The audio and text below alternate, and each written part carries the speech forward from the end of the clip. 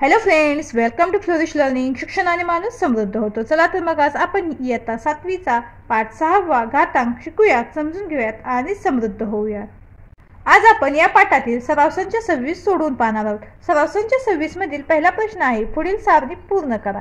इथे आपल्याला एक सारणी दिलेली आहे, आपल्याला सारणी काय करायची आहे, पूर्ण करायची आहे. चला तर मग आपण ही सारणी काय करूया, सोडून पाहूयात. तर पहिलं उदाहरण काय पाहायचं, घातांकित संख्यामध्ये 3चा घातांक 4 दिलेला आहे. इथे बघा कॉलम काय काय दिले आहेत आपल्याला, अक्रम म्हणजेच काय अनुक्रमणिका, त्यानंतर घातांकित संख्या, त्यानंतर पाया, घातांक, गुणाकार रूप आणि किंमत. तर पहिली घातांकित संख्या काय आहे, 3चा घातांक 4. तर याचा पाया काय आहे, 3 आहे. हा 3 जो आहे तो पाया आहे आणि घातांक किती आहे, याचा 4 आहे. म्हणून आपण इथे पाया 3 आणि घातांक 4 लिहिलेला आहे. हे आपल्याला इथे प्रश्नामध्येच दिलेलं आहे. त्यानंतर त्याचा गुणाकार रूप काय आहे, 3चा घातांक 4, म्हणून काय होईल, 3चा गुणाकार 4 वेळा होईल आणि आपण ते 3चा गुणाकार 4 वेळा केलेला आहे. आता याची किंमत इथे 81 लिहिली. 81 कशी आली, तर 3 गुणिले 3 गुणिले 3 गुणिले 3 हा पूर्ण गुणाकार केलेला आहे. तुम्ही एकाच वेळी हा पूर्ण गुणाकार करू शकता किंवा याची फोड करून सुद्धा आपण करू शकतो. 3 गुणिले 3 9, 3 गुणिले 3 9, 9 गुणिले 9 81. यानंतर दुसरी घातांकित संख्या आहे 16चा घातांक 3. म्हणून याचा पाया काय असेल, बरोबर आहे, काय आहे 16 आणि घातांक काय असेल 3. मग त्याचा गुणाकार रूप काय असेल, 16चा घातांक 3 आहे म्हणजेच काय 16चा 3 वेळाला गुणाकार होणार, म्हणजेच काय 16 गुणिले 16 गुणिले 16. मग तुम्हाला जर डायरेक्ट 16चा घनपाठ असेल तर तुम्ही ते डायरेक्ट लिहू शकता. नसेल तर 16चा वर्ग तुम्हाला पाठ असेल, 16 गुणिले 16 म्हणजेच काय 16चा वर्ग, तो किती होईल 256 गुणिले 16. हा गुणाकार आपण बाजूला करून पाहूया. हा गुणाकार किती येतो पाहूयात. तर हा गुणाकार किती मिळाला आपल्याला, 4096 मिळाला. किती मिळाला, 4096. आपण काय केलं, 16 गुणिले 16 म्हणजेच काय 16चा वर्ग, 16चा वर्ग काय आहे 256 गुणिले 16. हा आपण जर गुणाकार केला तर आपल्याला काय मिळतं, 4096 हे उत्तर मिळतं. आता तिसऱ्या कॉलम मध्ये आपल्याला तिसऱ्या सारणीमध्ये काय दिलं आहे बघा, इथे पाया आणि घातांक दिलेला आहे. त्यानंतर आपल्याला घातांकित संख्या, गुणाकार रूप आणि किंमत हे सगळं लिहायचं आहे. पाया काय आहे याचा, -8, म्हणजे घातांकित संख्या काय असेल, -8चा घातांक 2, कारण पाया -8 आहे आणि घातांक 2 आहे, म्हणून घातांकित संख्या काय मिळेल, -8चा घातांक 2. आता याचं गुणाकार रूप काय असेल, -8चा घातांक 2 म्हणजेच काय -8 गुणिले -8, याचा 2 वेळा गुणाकार होईल, म्हणून -8 गुणिले -8. गुणाकार चिन्ह आपण दिले नाही दिले तरी चालेल, कारण आपण दोन्ही कंसामध्ये एकत्र लिहितो, याचा अर्थ तिथे गुणाकार होतच असतो. 8चा वर्ग तुम्हाला माहिती आहे, 8चा वर्ग काय आहे 64, म्हणून त्याची किंमत काय येईल 64. 8 गुणिले 8 64 येतो. पाडे येतात आपल्याला, 8 8 64 माहिती आहे. आणि दोन्हीला ऋण चिन्ह असल्यामुळे उत्तर आपल्याला काय मिळतं, धनामध्ये मिळतं. हा नियम सुद्धा आपण यामागे शिकलेलो आहोत. गुणाकारामध्ये दोन्हीला जर ऋण चिन्ह असेल तर उत्तर आपल्याला धनामध्ये धनसंख्या मिळते. यानंतर पुढील सारणीत पहा, आपल्याला गुणाकार रूप आणि किंमत दिलेले आहे. आता त्यावर आपल्याला त्याचा घातांक, पायांची घातांकित संख्या लिहायची आहे. आता इथे काय आहे, 307 आहे. त्याचा किती वेळा इथे गुणाकार केला आहे, 4 वेळा गुणाकार केलेला आहे. म्हणजे घातांकित संख्या काय असेल, 307 कंसामध्ये त्याचा घातांक किती होईल, 4 होईल, कारण 307चा इथे 4 वेळा गुणाकार केलेला आहे, म्हणून 307चा घातांक 4 असेल. आता इथे याचा पाया काय होईल, मग 307 आणि घातांक काय असेल 4. गुणाकार तर आपल्याला आधीच त्याने करून दिलेला आहे. किंमत किती आहे, ते 81/2401. यानंतर पुढील घातांकित संख्या काय आहे, तर कंसामध्ये -13चा घातांक 4. आता याचा पाया काय होईल, -13 आणि घातांक काय आहे 4. आता गुणाकार रूपाचं काय असेल, -13चा 4 वेळेला गुणाकार, म्हणून काय होईल -13 गुणिले -13 गुणिले -13 गुणिले -13. आता हा आपल्याला गुणाकार करावा लागेल, म्हणजे आपल्याला इथे किंमत लिहिता येईल. तर 13चा वर्ग तुम्हाला पाठ असेल तर 13 गुणिले 13 काय होईल, 169 गुणिले ह्या 13चा आणि ह्या 13चा सुद्धा आपण गुणाकार केला तर काय होतो, म्हणजे 13चा वर्ग मिळतो, तो किती आहे 169. हे ऋणचिन्ह आहे ते गुणाकार केल्यानंतर निघून जातं. दोन्हीनं जर ऋणचिन्ह असेल गुणाकारामध्ये तर उत्तरामध्ये आपल्याला धनसंख्या मिळते. मग काय होईल, 169 गुणिले 169. हा गुणाकार तुम्ही बाजूला करून पाहू शकता. हा गुणाकार आपल्याला किती मिळतो, मग किती मिळतो, तर 28,561 इतका मिळतो. तुम्हाला गुणाकार येतो करायला.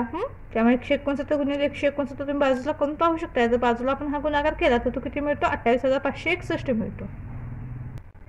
तर पहिल्या प्रश्नाची आपली सारणी पूर्ण झालेली आहे. किती छानपणे आपण असं आखून बघा त्याला लिहिलेलं आहे. तुम्ही पण तुमच्या नोटबुकमध्ये लिहित असताना असं छानपणे स्वच्छ अक्षरात लिहा. माझ्यापेक्षाही छान पद्धतीने त्याचं रेखाटन करून छान अक्षर तुम्ही काढून ती लिहा.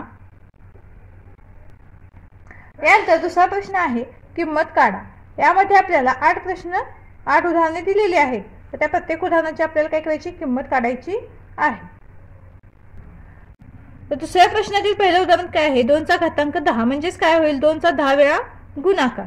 तर आपण करूयात तो 2 गुणिले 2 गुणिले 2 गुणिले 2 गुणिले 2 गुणिले 2 गुणिले 2 गुणिले 2 गुणिले 2. तर आपण 2 10 वेळा इथे लिहिलेला आहे. तर त्याचा 10 वेळा आपण गुणाकार करणार आहोत. मग आपण काय करूया? त्याला थोडं सोपं रूप देऊयात. काय होईल? अशी 2 आपण काय करूया? त्याची फोड करूयात. म्हणून काय होईल? हा 2 गुणिले 2 4 गुणिले हे 2 गुणिले 2 4 गुणिले हे 2 गुणिले 2 4 गुणिले हे 2 गुणिले 2 4 गुणिले हे 2 गुणिले 2 4. बरोबर. पुन्हा काय होईल? याचं सुद्धा काय करूया? आपण एकत्रित असा गुणाकार करूयात. मग काय होईल? 4 16 गुणिले 4 16 गुणिले 4. आता 16चा वर्ग तुम्हाला पाठ असेल तर अजून तुम्हाला सोपं होईल. 16चा वर्ग किती आहे? 16 गुणिले 16 म्हणजेच काय? 16चा वर्ग. तो 16चा वर्ग किती आहे? 256 गुणिले 4. तर 256 गुणिले 4 हा गुणाकार किती मिळतो आपल्याला? तर 1024 मिळतो. हा गुणाकार तुम्ही बाजूला करून पाहू शकता किंवा इथे तोंडी करू शकता. 24 2 हातच्या येईल 5 चौक 20 आणि 2 22 2 परत हातच्या येईल इकडे 4 2 8 आणि 2 10. असा तोंडी गुणाकार सुद्धा तुम्हाला करता आला पाहिजे छोट्या संख्यांचा. म्हणून 2चा घातांक 10 बरोबर 1024 हे आपलं काय असेल? उत्तर असेल. यानंतर दुसरं उदाहरण काय आहे? तर 5चा घातांक 3. 5चा घातांक 3 म्हणजेच काय? 5 गुणिले 5 गुणिले 5. 5चा 3 वेळा गुणाकार. येथे सुद्धा आपण डायरेक्ट जर तुम्हाला घन पाठ असतील तर तुम्ही डायरेक्ट लिहू शकताय. 1 ते 10 पर्यंतचे घन आणि 1 30 पर्यंतचे वर्ग तुम्ही कंपल्सरी पाठच करा. म्हणजे अशी उदाहरणं सोडत असताना तुम्हाला काय होत? थोडं सोपं जातं ते. पटकन आपण त्याचं उत्तर लिहू शकतो. आता इथे जर तुम्हाला घन पाठ असेल तर तुम्ही डायरेक्ट 125 लिहू शकता. किंवा 5 गुणिले 5 हा गुणाकार करूयात आपण. 5 5 25 गुणिले 5. पुन्हा हा 25चा जर पाडा येत असेल तरी चालेल. नसेल तर पुन्हा हा गुणाकार तुम्हाला करावा लागेल. काय तिथे येईल? 25 5 125. म्हणजेच काय? 5चा घन बरोबर 125 किंवा 5चा घातांक 3 बरोबर 125. यानंतर तिसरं उदाहरण काय आहे? वजा 7चा घातांक 4 म्हणजेच काय होईल? वजा 7चा 4 वेळा गुणाकार. वजा 7 गुणिले वजा 7 गुणिले वजा 7 गुणिले वजा 7 बरोबर. आता इथे काय होईल? 7 गुणिले 7 हा गुणाकार येतो आपल्याला. याची जोडी करूयात आपण. 7 गुणिले 7 काय होईल? 49 आणि दोन्हींना ऋण चिन्ह असल्यामुळे आपल्याला उत्तर धनामध्ये मिळेल. गुणिले हा 7 गुणिले 7 ह्याचं सुद्धा काय होईल? उत्तर 49 येईल. 7 गुणिले 7 म्हणजे काय? 7चा वर्ग किंवा डायरेक्ट 7 7 49 असं लिहिलं तरी चालेल. बरोबर. काय होईल? आता 49 गुणिले 49 हा गुणाकार आपण बाजूला करून पाहूयात. तर हा गुणाकार आपण जर बाजूला केला तर आपल्याला उत्तर काय मिळतं? 2401 मिळतं. म्हणून वजा 7चा घातांक 4 बरोबर 2401 हे आपलं काय आहे? उत्तर आहे. यानंतर पुढील उदाहरण आहे वजा 6चा घातांक 3 म्हणजेच काय होईल? इथे वजा 6 गुणिले वजा 6 गुणिले वजा 6. वजा 6चा 3 वेळा गुणाकार होईल. आता इथे काय होईल? तुमचा आपण गुणाकार करूयात. डायरेक्ट तुम्ही 6चा घन जर तुम्हाला पाठ असेल तर ते डायरेक्ट लिहू शकताय. तर आपण काय करूया? तिथे 6चा घन काय? 216 आहे. पण आपण काय करूया? त्याचा सुटसुटीतपणे गुणाकार करून घेऊयात आणि मग आपण त्याचा घन काढूयात. म्हणून 6चा वर्ग काय? 6 गुणिले 6 म्हणजेच काय? 6चा वर्ग किंवा 6 गुणिले 6 डायरेक्ट आपण 36 ते लिहू शकतोय. आता इथे दोन्हींना ऋण चिन्ह असल्यामुळे आपल्याला उत्तर धनमध्ये मिळेल. गुणिले वजा 6. 36 गुणिले वजा 6 आपण जर हा गुणाकार केला तर काय मिळतं आपल्याला? 216 मिळतं. पण आता इथे एकाला धन आणि एकाला ऋण चिन्ह असल्यामुळे उत्तराला काय होईल? ऋण चिन्ह येईल. तर गुणाकार आपण करत असताना दोन्हींना ऋण चिन्ह असेल तर उत्तर आपल्याला धन संख्या मिळते. पण एकाला धन आणि एकाला ऋण चिन्ह असेल तर उत्तराला सुद्धा ऋण चिन्ह आपल्याला आहे तसं मिळतं. म्हणून वजा 6चा घातांक 3 बरोबर वजा 216 हे आपलं काय असेल? उत्तर असेल. यानंतर पुढील उदाहरण आहे 9चा घातांक 3 म्हणजेच काय होईल? 9चा 3 वेळा गुणाकार. 9 गुणिले 9 गुणिले 9 बरोबर काय होईल 9 गुणिले 9 81 गुणिले 9. कारण मी डायरेक्ट 9चा घातांक पाठ असेल तर डायरेक्ट इथे लिहिलं तरी चालेल. 9चा घातांक किती आहे 729 किंवा आपण असा पद्धतीने गुणाकार करून सुद्धा तो लिहू शकतो. पुन्हा 81 गुणिले 9 करूयात. काय होईल 9 एक्के 9 आणि 9 आठे 72. म्हणून 9चा घातांक 3 बरोबर किती मिळाला आपल्याला 729.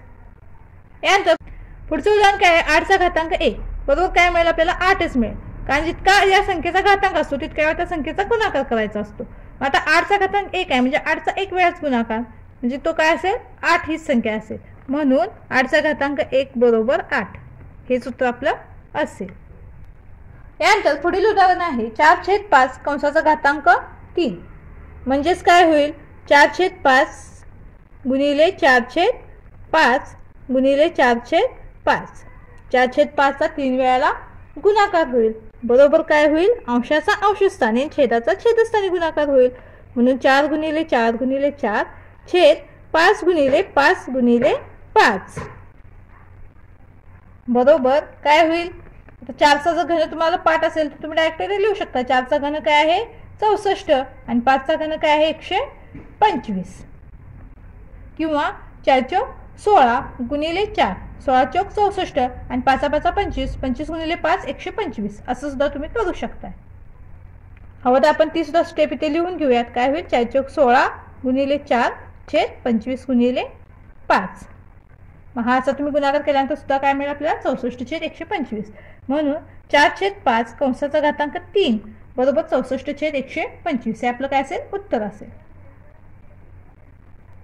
तर या अशा पद्धतीची उदाहरणे सोडवत असताना फक्त तुम्हाला गुणाकार येणं खूप महत्त्वाचं आहे आणि वर्ग घन पाठ असेल तर ते अजून थोडं काय होईल सोपं होईल तुमच्यासाठी. यानंतर पुढील उदाहरण आहे कंसामध्ये -1/2चा घातांक 4 म्हणजेच काय होईल इथे -1/2चा 4 वेळेला गुणाकार होईल. म्हणून -1/2 गुणिले -1/2 गुणिले -1/2 गुणिले -1/2 बरोबर काय होईल. आता आपण ह्या जोडीचा एकदा आणि ह्या जोडीचा एकदा गुणाकार करूयात. म्हणून -1 काय होईल धन 1 मिळेल आपल्याला. -1 गुणिले -1 1 1 एकच मिळेल आणि हे दोन्ही चिन्ह निघून जाईल आणि 2 गुणिले 2 काय होईल 4 होईल गुणिले इथे सुद्धा काय होईल 1 मिळेल आणि हे 4. आता काय होईल अंशाचा अंशस्थानी आणि छेदाचा छेदस्थानी गुणाकार होईल.